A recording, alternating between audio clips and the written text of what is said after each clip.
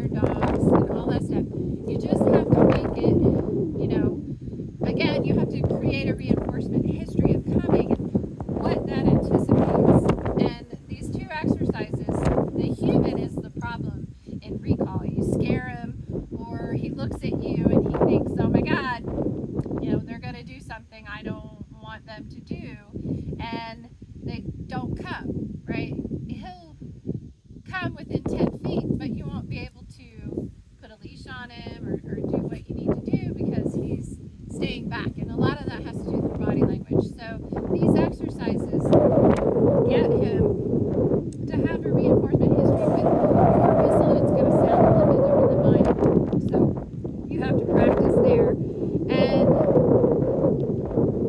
it just makes this a really fun game, and coming to you becomes really fun. So he'll always come. He doesn't go anywhere. This is what he does. He is by my side wherever I go. So I think there was a lot of manhandling with him before, because he is intense. And the more you push him away or the more you restrain him, the more intense he gets about whatever it is he's focused on. And so I really want you to be instructional, and I want you to make these games fun versus do them or else kind of attitude. Because if you make it fun, he's right there and he never leaves your side. So anyway, these are the exercises. I'm gonna go through them really quickly. It's kind of not, good at filming, so alright. I'm gonna take the treat and I'm gonna throw it, and then while he's eating, I'm gonna run away and then call him to come. And then as he's coming to me, I'll make sure he sees the treat, and I'll throw the treat behind me. I will have him so he never breaks stride. He never sizes me up in the process. Hopefully you can hear that. Alright, you ready? Rooster! Get it! Go! Rooster! Get it! Rooster! Rooster! Rooster! Okay.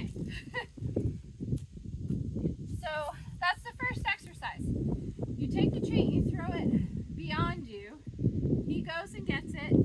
You run away from him so you can say his name, and then you call him, toot, toot, toot. And as he's coming back, show him the treat, throw it past you. He goes and gets it, and you run in the other direction, and you repeat it. I want you to do about 10 recalls and about 3 to 5 sessions for exercise 1. So everybody will do it. This is not something you overtrain. If you really want recall to be the best thing he ever gets to play, you want to use some really high value treats. I'm using chicken. He's really food motivated, so he finds most everything rewarding. And that's step 1. I'm throwing it past me, and I'm not having him come to me. So step 2 is actually having him sit in front of me and creating a pause, because you don't want to do the drive-by, which is what we create on step 1, and you don't want to do tag you're in. So he comes and then he runs away really quickly. So you're creating a pause, and I want you to always cue him when you're done. So I'm going to say get it when I reset and start another rep.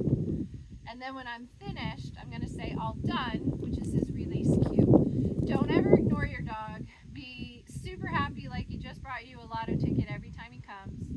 And make sure you release your dog when you're done. Okay. You ready? Okay, step 2. Get it. Rooster.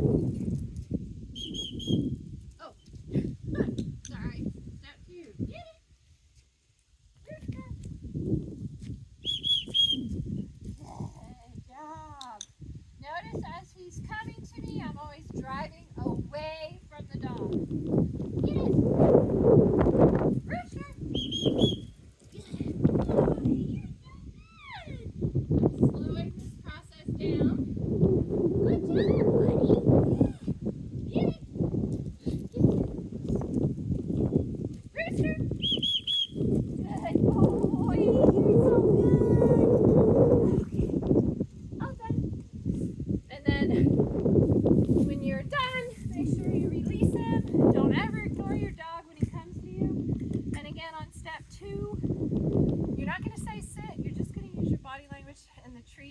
get him into sit, and you're gonna let him lick.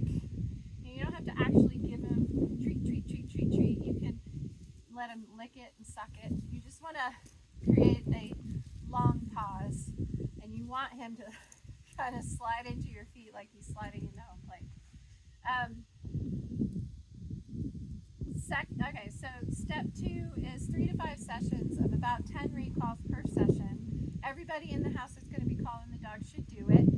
And after that, you shouldn't have any trouble with recall. If you do, call me and I'll show you some a little bit more complex tricks to getting him to come off of things that he might have difficulty coming off of.